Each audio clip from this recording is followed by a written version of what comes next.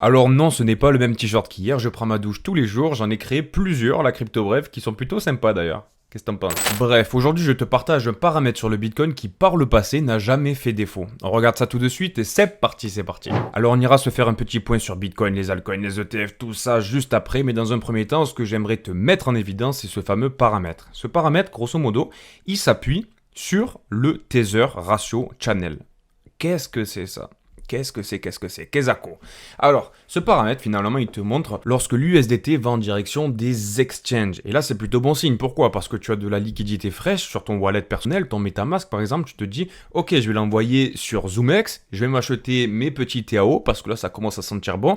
Du coup, tu vois cette courbe qui augmente, et ça t'amène à penser que le train est en marche. On va en direction de Paris. Donc, potentiellement, il faut s'accrocher, quoi.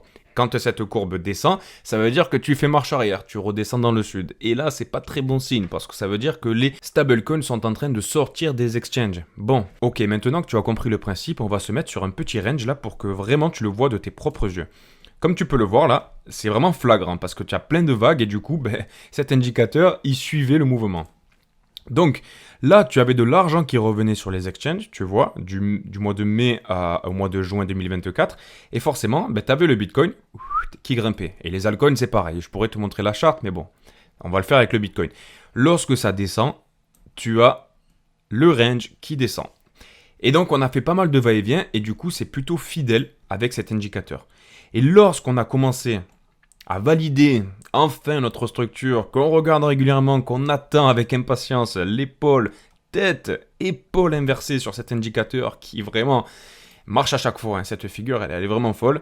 Ça nous a amené à avoir un gros pump en direction des 100 000 $. Très bien. Ok. Ensuite, lorsqu'on est descendu à 70 000, on avait quasiment plus de dollars qui étaient en circulation. On a atteint des points bas, mais vraiment historiques, quoi, aux alentours des 30 sur cet indicateur.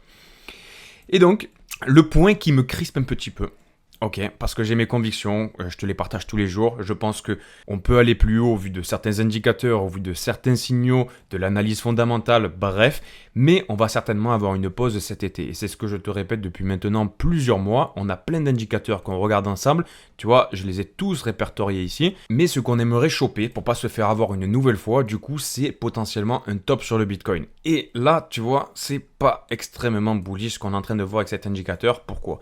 Parce qu'on est en train d'apercevoir que ça y est, on a eu un croisement de ces deux moyennes mobiles là du coup sur cet indicateur de l'USDT qui arrive sur les exchanges et il semblerait qu'on soit en train de redescendre là-dessus.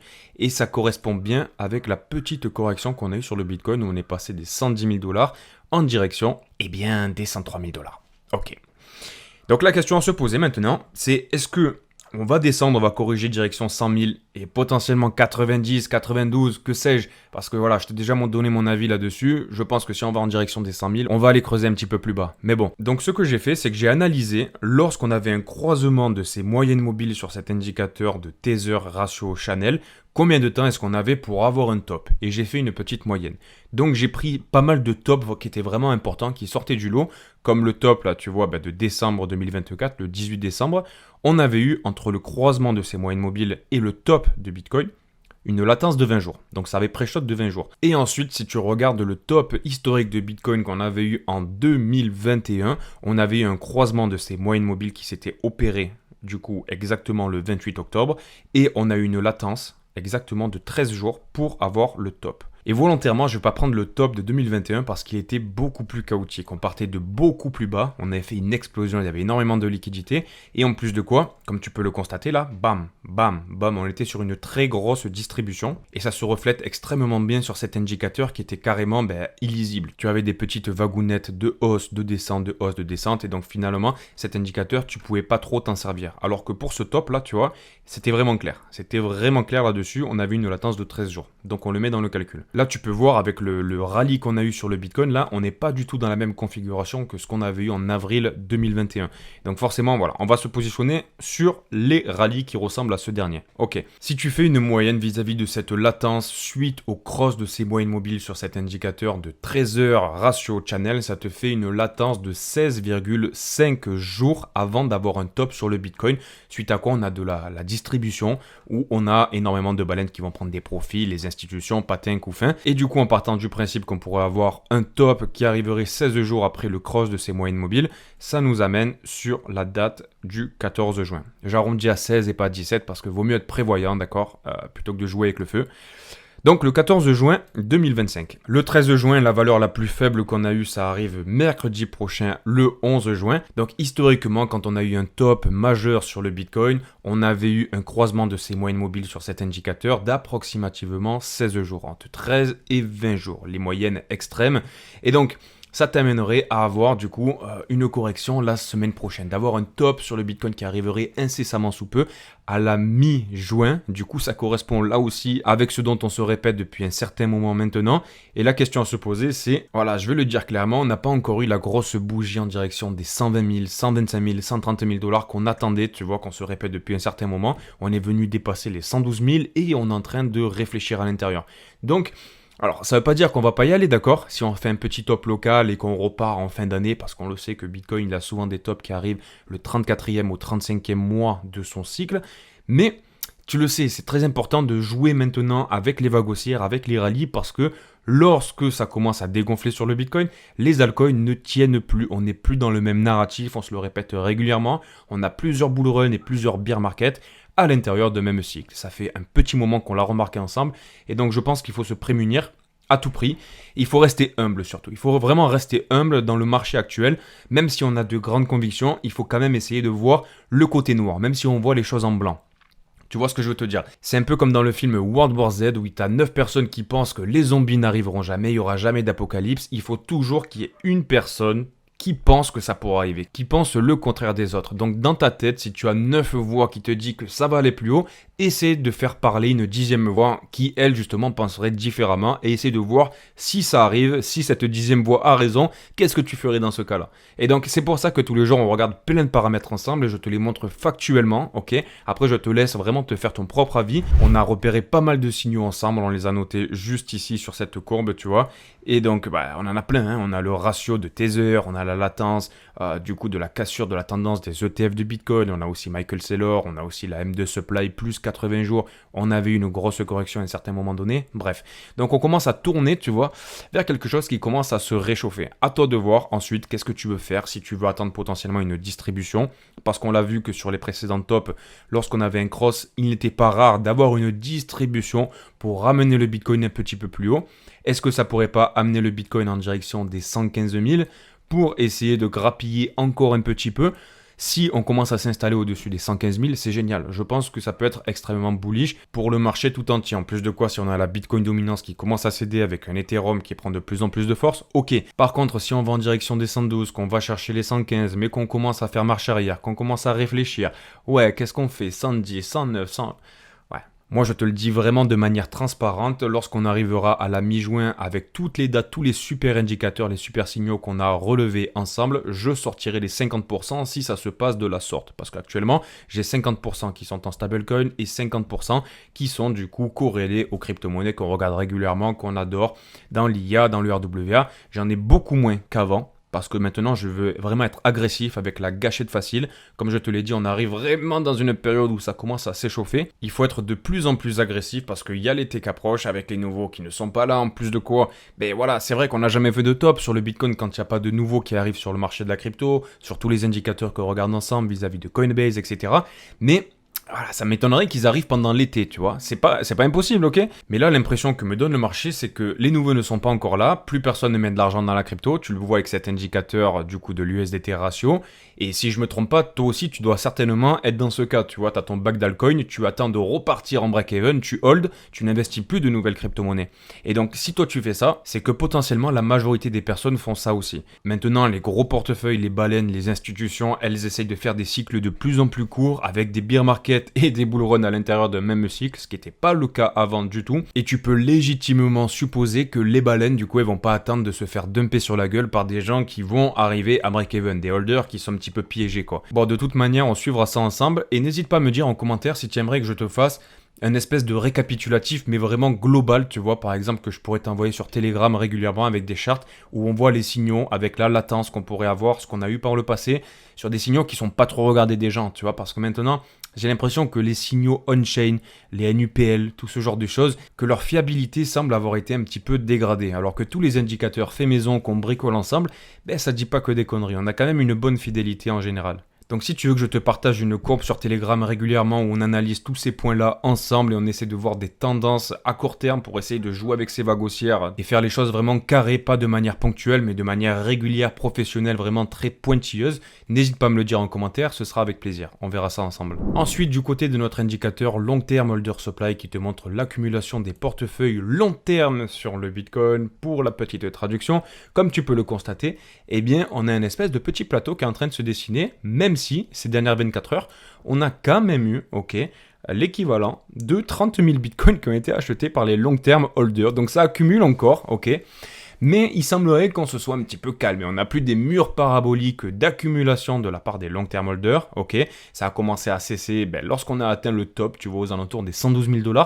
Donc, est-ce que cette target serait pas une target stratégique pour les baleines long terme, etc. Toujours est-il qu'on peut voir que les long termes accumulent encore un petit peu, Donc, est-ce qu'on n'aurait pas une petite distribution qui pourrait arriver dans les jours, dans les semaines qui arrivent? Écoute, on va suivre ça ensemble, mais tant qu'on n'a pas vraiment un craquage de cette courbe-là, eh bien ça veut dire que le transfert n'a pas encore débuté. Et d'ailleurs, tu peux t'en convaincre si tu regardes le short-term holder supply, comme tu peux le voir, ça short encore une fois, mais il semblerait qu'on soit en train de se faire, tu vois, des petites vagues là, à l'inverse en fait finalement, à l'inverse, et potentiellement qu'on sera en train de créer un W. Donc tu le sais, lorsque ça va commencer à accumuler sur les short termes, ça veut dire qu'il va vraiment sérieusement commencer à réfléchir à sortir du bateau. Do lado do CTF et Bitcoin. On se la fait en brésilienne pour le coup, ça change, hein. Allez. Donc on a 375 nouveaux ETF Bitcoin qui ont été accumulés, 58 de la part de BlackRock, donc c'est sympa, ça fait une petite pression acheteuse, mais on ne vient pas casser les plus hauts. Ça n'a pas encore été actualisé sur cette courbe-là, mais on avait fait un plus haut le 28 mai qui était aux alentours des 432 millions. Donc ça va nous faire un petit peu moins de 400 millions. Donc on va avoir un petit pic, mais qui sera plus bas que le précédent. Et ça nous arrange pas trop. Ça nous arrange pas trop. Et on a fait aussi des calculs de latence qu'on avait du coup lorsqu'on avait une cassure de l'accélération d'inflow rentrant sur les ETF de Bitcoin, parce que c'est une pression acheteuse dont on a besoin maintenant, qui est quasiment obligatoire. On n'arrive plus à s'en passer. Maintenant, on est un petit peu sous perfusion des ETF de Bitcoin, de l'argent aussi fourni par Michael Saylor pour contenir le prix de Bitcoin et contrer la pression baissière. Je te rappelle qu'on a déjà évalué aussi la latence suite à la cassure de cette accélération des ETF de Bitcoin. Tu vois, ce genre de choses aussi, ça pourrait s'intégrer dans ce que je t'ai dit tout à l'heure, dans une espèce d'analyse un petit peu plus profonde qu'on regarderait tous les jours, tu vois. Ça fait un petit moment que j'y pense, donc vraiment dites-moi-le en commentaire si ça vous plairait que je le fasse. Ensuite, concernant cette petite charte là qui a été partagée par CryptoQuant, qui te montre le total balance and balance change of large holders, donc entre 1000 et 10 000 bitcoins dans leur portfolio, ce que tu peux constater, c'est que ça a commencé un petit peu à distribuer. D'accord? Comme tu peux le voir, on a eu un gros pic du coup qui est apparu approximativement lorsqu'on était aux alentours des 80 000 $.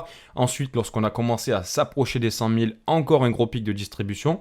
Ça rachète à chaque fois, ça rachète à chaque fois. Et là, on a encore eu un pic en direction des 112 000 $. Donc les 112 000 $, c'est encore une zone, tu vois, qu'il faut garder à l'œil parce que tu vois qu'il y a pas mal de personnes qui prennent des bénéfices. Et il y a d'ailleurs pas mal de baleines aussi qu'on a vues ensemble qui sont sorties complètement. Là, actuellement, on est encore sur une distribution. Est-ce que ça va racheter? On l'espère dans tous les cas, Mais la prochaine distribution, il faudra vraiment la surveiller de près parce que si tu regardes approximativement, tu vois la période de distribution qu'on a entre deux pics, elle est plus ou moins proche, tu vois, sur ce rallye haussier. Donc ça serait pas étonnant de voir la même qui apparaîtrait du coup approximativement, tu vois, tu peux te dire, un mois après la précédente qui était arrivée approximativement entre le 15 et le 18 mai. Donc ça nous amènerait aux alentours de la mi-juin. Donc ça vient là aussi correspondre avec ce qu'on s'est dit tout à l'heure. Tu vois, il y a un petit peu tout qui converge vers la même destination. C'est fou. Bienvenue sur ZoomX, c'est le bon plan. Pas besoin de papier, de capture d'écran. Pas de KYC, t'as la paix mon gars. Personne viendra te couper les doigts. J'ai l'impression que je suis dans un métro à faire la quête quoi. Donc je l'ai dit en rigolant, mais si tu veux soutenir la chaîne, n'hésite pas à venir sur ZoomX, t'as pas besoin de carte d'identité. Ils me permettent de te donner 100$, je vais faire un nouveau tirage au sort du coup vendredi, et en plus de quoi, il y a plein de choses qui sont organisées régulièrement, comme là un tournoi de trading où on va se partager 2 400 000 $. Le nom de notre équipe c'est CryptoBrev Squad, il faut mettre un petit pouce tous les jours d'ailleurs pour potentiellement être l'équipe la plus populaire et gagner le prix des 700 000 $, je crois. Il n'y a pas énormément d'équipes, donc écoute, pourquoi pas le tenter. Tu le sais, je fais pas de partenariat crypto, il y a que cet exchange ZoomX, tu vois, qui m'accompagne, et du coup, si tu veux participer, tu as le lien en description, c'est le premier lien, tu cliques dessus, tu arrives sur cette page, vérifie bien d'avoir le bon code de parrainage, ça prend 1 minute top chrono pour s'inscrire, et puis ensuite, pour participer au tournoi, tu as juste à cliquer sur ma tête, et puis ensuite, tu peux aller voir tous les petits cadeaux qui sont mis à disposition pour nous, en plus de quoi, là, ils sont en train de doubler ton dépôt, donc si tu trades avec 10 000, en gros, tu vas trader avec 20 000, et tu gardes les récompenses que tu auras gagnées sur 20 000, donc tu as une double force de frappe, c'est intéressant, n'hésite pas à participer, c'est en description que ça se passe. Bon, une petite data un petit peu plus terre à terre concernant la macro, on a une inflation américaine aux alentours des 1,92%, donc on est pour l'instant en dessous des 2%, et tu as forcément Donald Trump qui a râlé lorsque les chiffres de l'ADP sont sortis. L'ADP, ils ont sorti des chiffres qui étaient vraiment pas ouf concernant l'emploi aux États-Unis, ça montre bien que l'économie est en train de ralentir doucement mais sûrement. Et donc Trump, il a dit que, voilà, Jérôme Powell est too late, il est trop en retard et il doit baisser maintenant les taux d'intérêt. L'ADP, comme je te l'ai partagé sur Twitter, tu vois, on a eu des résultats à 37 000 nouvelles créations d'emplois non agricoles, tandis que le marché s'attendait à en avoir 111 000, c'est pour te dire. On a vraiment un petit ralentissement qui est quand même notable, quoi. Bon, pour rester dans la lignée de notre catcheur Donald Trump, Truth Social, le média de Donald Trump, a officiellement déposé un dossier pour lancer un ETF de Bitcoin. Et donc forcément, ça vient faire écho à la nouvelle qu'on avait eue comme quoi il voulait investir pour 3 milliards de dollars autour du Bitcoin et de je sais pas quoi. Visiblement, le coquin, il a l'intention de buy the Jeep. Ensuite, une nouvelle qui est passée un petit peu à la trappe, là, qui est complètement folle selon moi. On a JP Morgan qui a annoncé accepter le Bitcoin et la crypto-monnaie, du coup sous forme d'ETF, donc les crypto-monnaies qui sont éligibles aux ETF, comme collatéral pour faire des prêts. Donc c'est complètement fou l'adoption, c'est une nouvelle qui est passée à la trappe limite, mais vraiment, c'est dingue vraiment, parce que admettons tu as un bitcoin ou tu as 2 bitcoins, et donc ça te fait l'équivalent de, je sais pas moi, au prix actuel, on va dire, allez, tu as un bitcoin, ça te fait 100 000, ok, donc tu vas voir JP Morgan, tu leur dis, ok, je vous prête les 100 000 $, vous me prêtez 100 000 en échange, moi je m'achète ma maison, et donc finalement ton argent qui dort, il te permet d'avoir une maison que peut-être même tu pourras louer, tu vois, donc avoir un rendement. Tu sais que le Bitcoin, il va monter en valeur. Tu vas avoir une maison qui, là aussi, tu vas pouvoir gagner de l'argent avec. Donc, d'un point de vue de l'adoption, ça va vraiment dans le bon sens. Ah oui, et concernant l'airdrop de World Liberty Financial, WLFI, je ne sais pas si vous avez surveillé ça, mais si vous êtes détenteur du coup du token WLFI, tu sais, le protocole de finance décentralisée de la famille de Donald Trump, tu es censé avoir reçu 47 $ du SD1. Ça a été distribué à tout le monde, donc il n'y a pas besoin d'aller claim quoi que ce soit, ne va pas te faire avoir sur des scams, je sais pas quoi là. Donc ça fait 47 $ de gagné, donc on va pas se plaindre, c'est de la liquidité gratos, c'est cool, merci les gars. Et d'ailleurs un truc plutôt intéressant qu'on peut voir, qui est passé un petit peu à la trappe là aussi, c'est que, voilà, ils ont dit le airdrop s'est fait de manière plutôt smooth, ok, il n'y a eu aucune réclamation, aucun lien, aucun problème, juste envoyé. Ça s'est bien passé. Maintenant, devrions-nous écouter la communauté et rendre WLFI échangeable? Échangeable, avec deux petits yeux, tu vois, curieux comme ça. Et donc là, les amis, vraiment, la date où ils vont lancer le WLFI là, eh bien ça peut être une période d'excitation. Ça fait un petit moment qu'on se le répète parce que voilà, les contacts qu'ils ont, le répertoire là, tu vois, du fils de Donald Trump, c'est pas le répertoire de Madame Michou, ok? Ils sont en contact avec BlackRock, ils sont en contact avec Binance, ils sont en contact avec tous les exchanges du monde, les plus grands de la crypto-monnaie, et ils les ont dans l'application répertoire de leur iPhone, tu vois. Donc lorsqu'ils vont lancer le WLFI, ça pourrait un petit peu être excité sur le monde de la crypto-monnaie. Donc la date qu'ils vont nous annoncer, s'ils nous l'annoncent, et il semblerait que ça commence à les titiller, eh bien, on pourra vraiment avoir des indices vis-à-vis du cours du marché en général. Donc il faudra vraiment être à l'affût là-dessus. On va en reparler. Selon moi, il faut rester attentif, vraiment. On s'arrête là. Merci à tous pour vos petits commentaires très sympathiques que je lis tous les jours. J'essaie d'y répondre au maximum. Un petit like si tu veux me donner la force. Abonne-toi si tu ne l'es pas déjà. Et puis on se retrouve demain à 5h du matin. Bisous pour le rencard. À demain. Ciao, ciao.